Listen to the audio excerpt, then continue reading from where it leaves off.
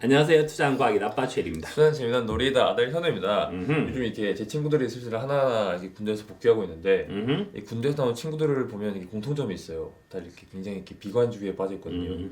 취직 안 될 거야, 뭐 안 될 거야, 안 될 거야라는 말 되게 달고 사는데 요즘에 이런 말 나오는 거 보니까 저는 이렇게 나름 경제를 배운 사람이다 보니까 경기가 나쁘긴 나쁘구나라는 생각을 좀 하고 있어요. 그치, 경기가 엄청 나쁘지. 경기가 나빠지지 가 너무 오래됐고, 그렇죠. 그러니까 이제 이게 폭이 있고 기간이 있잖아.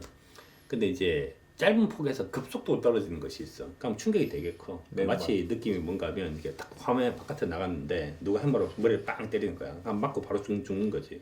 이게 IMF의 느낌이야.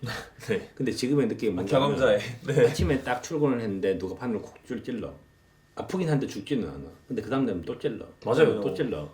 이게 너무 길어지니까 사람들이 패배주의에도 되게 이제 있고, 그 다음에 그것이 계속 지속되니까 사람들이 분노가 차기 시작을 하는 거야. 분노가 차기 시작하니까 요즘에는 뭐 네가 알다시피 보복운전도 되게 많고 묻지마 범죄도 되게 많고 그런 일이 많이 일어나고 있는 거지. 그래서 최근에는 보면 우리가 예전에 이제 컨텐츠 찍은 것처럼 2200에서 뭔가 새로운 모멘트가 필요한데 그런 새로운 모멘트가 일어나고 있는 것도 아니고, 그 다음에 이제 미국의 장단기 금리가 역전이 되기 시작을 하면서 미국이 리세션이 오고 있다. 실제로 경제 지표로 보자면 뭐 아빠가 홈페이지 쓰는 거는 이제 작년 겨울 정도부터, 작년 11월 12월부터 미국이 경기가 꺾이기 시작을 했고, 경기가 꺾이기 시작하면서 소비가 주니까 결국 물가가 떨어지고, 물가가 떨어지기 시작하니까 장단기 금리 역전이 되기 시작을 했고, 경기가 나빠지고 물가가 떨어지니까. 그 다음에 최근에 그래서 무슨 얘기가 나왔는가 하면 우리 그때 컨텐츠 찍을 때 그 얘기했잖아. 미국이 금리를 인하할 수도 있다. 최근에 미국이 금리를 인하할 것이라는 생각이 드니까 네. 장기 투자자가 채권 투자를 하면서 장대금 역전이 됐고, 그게 다르게 말하면 이런 건데, 지금 주식시장과 부동산 시장에 투자를 하는 사람들이 별로 행복하진 않아. 그 다음에 실물 시장에 있는 시장 사람도 행복하진 않아. 근데 조용히 행복해하는 사람들이 채권 투자자들이에요. 채권이 최근에는 이제 채권 금리가 그만큼 떨어져서 역전이 됐으니까, 그러니까 3개월 동안 채권 시장에서 우리나라 국채도 마찬가지고 수익률이 거의 10% 가까운 수익이 난 거지. 그래서 리세션에서는 최고의 자산이 채권인데 사람들이 채권 시장에 대한 투자를 잘 모르는 경우가 되게 많고. 익숙하지 않죠 사실 우리나라. 그렇지. 그래서 사람들은 어떤 생각을 자꾸 하고 있기 때문에 그런가 하면 채권을 예금의 연장이라고 봐서 그런 거예요.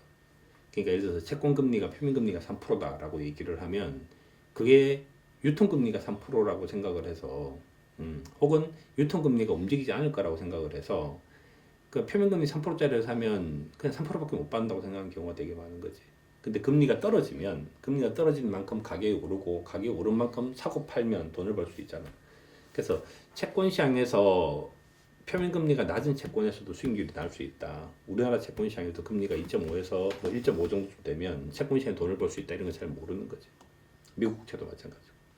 자, 봐. 이게 우리나라의 국채 10년물 금리야. 네. 많이 떨어졌을 때는 지금 이제 떨어진 것이 2014년도에 3.5부터 시작해서 이게 1.5까지 떨어졌잖아. 네, 1.4. 이때가 이제 우리가 옛날에 얘기했던 재고수환세 되게 마이너스였을 때고 이게 재고수환세 플러스였을 잠깐 때잖아. 플러스였을 때.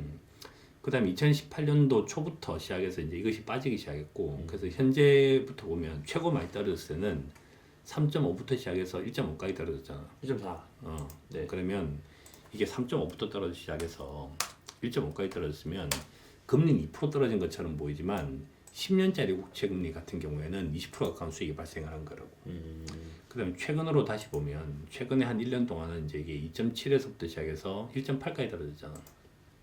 이게 2.7에서 1.8까지 떨어진 거야. 그러면 채권 시장의 수익이 얼마 발생하는 거? 그 8%가까이 발생했다고. 주식수익을 못지 않네. 상당히 많이 발생한 거지. 근데 이것이 발생한 기간이 뭐 겨우 이제 해보면 작년 겨울부터니까 한 4개월, 5개월 정도밖에 안 됐잖아. 그러니까 실제 연간 수익률을 계산하면 상당히 높은 수익률이 발생을 한 거지. 그러니까 지금같이 이렇게 세상에 문제가 되게 팽배하다고 생각할 때 채권 시장에서 돈을 버는 사람들이 오히려 조용히 있으면 발생을 하는 거야. 미국도 마찬가지지. 그래서 채권 시장에 대한 투자도 오렌 버핏 같은 사람도 되게 열심히 하는데 경기가 나쁘고 물가가 떨어지면 되게 좋은 시그널을 주는 거야. 오늘 또 무슨 기사가 떴는가? 이런 기사가 떴는데 지금 이제 뭐 30분 전에, 그러니까 오늘도 현재 지금 4월 2일인데 이게 4월 2일 날 이제 발표가 된 거거든. 소비자 물가가 떨어지고 있다. 대부분 이제 사람들이 이제 물가가 떨어지는 것을 체감을 잘 못하는 경우가 되게 많지만 실제 우리나라 물가가 하도 많이 떨어져서 물가가 너무너무 많이 떨어지니까 무슨 얘기까지 나오는가 하면 리디노미네이션 얘기를 한다고. 차라리 이 상태에서는 화폐 가치를 더 떨어뜨리고 물가를 올려야 되지 않냐. 왜냐면 물가가 떨어지니까 사람들이 소비하지 않는 거거든. 그래서 아주 장기적인 물가를 보여주는 것들을 제외하면, 그래서 일시적인 충격이 있는 걸 제외하고 장기적인 추세를 파악하기에 물가가 얼마까지 떨어졌는가 하면 0.8, 0.9까지 떨어졌다고. 진짜 많이 떨어졌네. 이게 급속도로 떨어진 거야. 이제 여기서부터 해봐봐. 자, 보면 근원 물가를 보면 현재 근원 물가가 얼마 떨어졌냐면, 물가가 떨어져서 2% 밑으로 있는지가 2015년부터 내내 지금 물가가 떨어지고 있잖아. 물가가 떨어지고 있는데 얘가 1% 밑으로 떨어졌다고 지금 오늘 자료를 보면. 그러니까 물가가 하도 많이 떨어지고 있으니까 실제로 이거는 경제는 되게 나쁜 시그널인 거지. 물가가 떨어지면 내일 사도 똑같은 가격일 거잖아. 그래서 사람들이 소비하지 않는다고. 그래서 뭐 소득주도 성장 같은 것들을 하려고 하면 결국 기본적으로 물가가 올라와서 사람들이 소비를 일으켜야 되는데, 소비를 일으키는 방법 중에 하나가 물가를 인위적으로 올리는 거야. 물가를 인위적으로 올리는 방법 중에서 두 가지가 있는데, 정부 정책은, 그러니까 하나는 돈을 푸는 방법이 하나가 있고, 돈을 푸는데 돈이 돌지 않는다고 생각하면 그 돈을 돌리기 위해서 이제 그 강력한 처방을 하는 거지. 그래서 이번에는 한국은행 총재가 이제 그 얘기도 한 거지. 리디노미네이션에 대해서 다시 한번 고민해봐야 될 때가 됐다. 뭐 이런 얘기를 하고 있을 만큼. 자, 그래서 여하튼지 그런 얘기를 할 만큼 물가가 낮은데, 그런 얘기를 할 만큼 물가가 낮다는 말은 뭔 뜻인가 하면, 채권 시장으로 봤을 때는 금리가 떨어질 확률이 훨씬 더 높다는 거야. 금리 떨어질 확률이. 현재 우리나라도 1년, 3년, 5년물 금리가 네. 현재 3개월물, 물론 이거는 은행 금리지만 금리보다 지금 더 낮은 상황이잖아. 사실 우리나라도 지금 상당히 금리가 역전돼 있는 상황이라고. 그렇죠. 그러면 결국 뭐 해야 되는가 하면, 장기 금리는 시장에서 만드는 거니까 단기 금리인 정책 금리를 정부가 떨어뜨려 줘야 되는 거야. 미국에서 지금 이제 그 일을 하고 있고. 그러니까 현재 채권 시장 참가자들은 우리나라 정부도 결국은 금리를 떨어뜨릴 것이다. 현재 대한민국의 경기는 나쁘고 물가도 떨어져 가고 있다라고 생각하고 있는 거지. 그러니까 지금 채권 시장에 대한 투자를 하고 있는 거야. 그래서 시장에서 불만이 되게 팽배할 때 이런 채권 시장에서 수익을 낼 수 있는 기회가 되게 많은데, 앞으로도 그런 생각이 계속 이어지는데, 우리나라의 경제는 어디서 움직일 거냐라고 하면, 우리나라 경제는 물가가 예전에 높았던 시기가 이렇게 2000년대라든지 뭐 2007년도라든지 그럴 때는 물가가 되게 높았거든. 근데 지금 우리나라가 물가가 낮은 것이 거의 고착화되어 있는 거야. 자, 이제 상태가 있고 동작이 있는데, 상태로 보자라고 하면 그림을 이렇게 그리잖아. 동작은 이런 식으로 뱅글뱅글 돌려서 이제 이렇게 그림을 그리고. 네네. 그러면 현재 경제 상태를 보자면 우리나라가 이제 이건 7월달 같은 경우인데 물가가 낮은 상태에서 계속 있잖아. 근데 옛날처럼 물가가 높았었으면 예금에 대한 투자 비중을 늘린다든지 물가채를 산다든지 이런 것들이 있었을 텐데, 현재 경제 상황은 채권과 주식을 계속 시소처럼 움직이는 것 같아. 슬프게도 이쪽 시장에 오래 있는, 겨울에 오래 있고 그 다음에 이제 따뜻한 봄이 되는 건 되게 짧은 상황이긴 하지만 이런 상황이 계속 반복되는 거지. 그래서 지금은 주식시장이 나쁘다라고 생각해서 주식시장에 대한 돈을 갖다가 줄이고, 그러니까 예금을 투자를 하자라고 하는 것이 좋은 의사결정이 아니고, 현재 경제가 나빠지고 물가가 이제 떨어지고 있다고 생각하면 채권 시장을 사는 것도 상당히 좋은 방법이다라는 거지. 그래서 리세션일 때는 채권 시장에서 어떻게 투자를 하는가라고 하는 것이 전체 포트폴리오 수익에서 상당히 큰 비중을 차지할 수 있다. 그다음에 이제 아빠 입장에서 이제 투자를 딱 보면 주식의 목표 수익률은 한 15%쯤 되는 것 같아. 1년에 그다음에 그렇죠. 당연히 모든 수익률을 연간으로 얘기하는 거야. 15%. 그걸 목표로 할 수 있을 것 같고, 벤처 캐피탈 같은 경우에는 이제 목표가 뭐 대박이 터지는 경우도 있지만, 벤처 캐피탈 펀드 같은 데 들어서 이제 한다면 목표 수익률을 한 20% 정도로 잡을 수 있을 것 같고. 그보다 밴드 되게 위험성도 크지 않아요, 리스크도? 그래서 그건 반드시 이제 분산 투자를 해야 되지, 펀드 형태로. 그래서 벤처를 예를 들면 그런 거야. 영화 펀드 같은 거 있지. 이번에 극한 직업은 대박을 터뜨렸잖아. 근데 그런 류의 일은 쉽지 않지. 망한 영화가 얼마나 많은데. 그래서 영화 펀드에 집어넣으면 보통 수익률이 한 8%, 9% 정도 나. 근데 이제 그런 거 말고 다른 기업체 같은 데 투자를 해서 목표 수익률 한 20% 정도 맞출 수 있는 거지. 목표 수익률 한 20% 정도 맞출 수 있고, 근데 채권 시장은 수익률 얼마 정도 맞출 수 있는가 하면 연간 수익률을 따졌을 때 한 10% 정도 맞출 수 있는데, 지금은 어디서 기회가 되게 계속 많이 일어나고 있는가 하면 저물가가 되게 고착화되고 저금리가 되게 고착화되고 있으니까, 저물가인 상황에서 경기가 좋은 골디락스가 되면 주식을 사고, 저물가인 상태에서 경기가 나빠지는 리세션이 되면 채권을 사는데, 채권 시장에서의 투자 기회가 의외로 앞으로도 자주 발생할 수 있을 것 같다는 거지.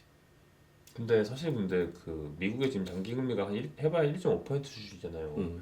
근데 미국의 물가 수준 생각했을 때 이거보다 더 떨어질 룸이 있나요? 근데 더 떨어질 룸이 있냐라고 얘기하는데 그건 바꿔서 얘기하면 주식이 아마존 주식이 저렇게 올랐는데 더 올라갈 룸이 있나요? 하는데 올라가잖아. 그렇죠. 그러니까 이제 주식시장이라고 얘기를 하는 것은 채권시장도 마찬가지고 그러니까 우리가 모멘텀이라고 하는 것이 있고 밸류에이션이라고 하는 그렇죠. 것이 있잖아. 근데 누가 이기냐 하면 항상 모멘텀이 이기더라. 모멘텀이 이긴다는 말은 그런 건데, 채권시장에서도요. 채권시장에서도 그러니까 금리가 이 정도면 됐다라고 싶은 금리까지 금리보다 더 떨어지는 경우가 있고 주식이 이만큼 올라가면 됐지라고 하는 수준 더 넘어서더라고. 그래서 그 이유는 시장에서 이제 장기가 있고 단기가 있다고 생각하는데 장기는 항상 밸류에이션에 맞추는 거지. 근데 우리가 이제 지금 현재 시장 상황에서는 경제가 되게 변동성이 크니까 트레이딩으로 접근하는 것이 되게 맞는데 그 채권도 트레이딩으로 접근하는 거야. 그래서 이제 바이 앤 홀드를 채권시장에 투자를 하는 것이 아니라 채권시장에도 바이 앤 셀 하는 거고 주식도 바이 앤 셀을 한다고 생각한다면 당연히 모멘텀이 이길 수밖에 없다. 그러니까 금리가 떨어져서 어느 순간 물가가 이제 움직이기 시작하고 경기가 움직이기 시작해서 아 이제는 경제가 좋아지기 시작했다라고 생각하기 전까지는 채권시장에 대한 투자를 계속 해야 된다 이거지.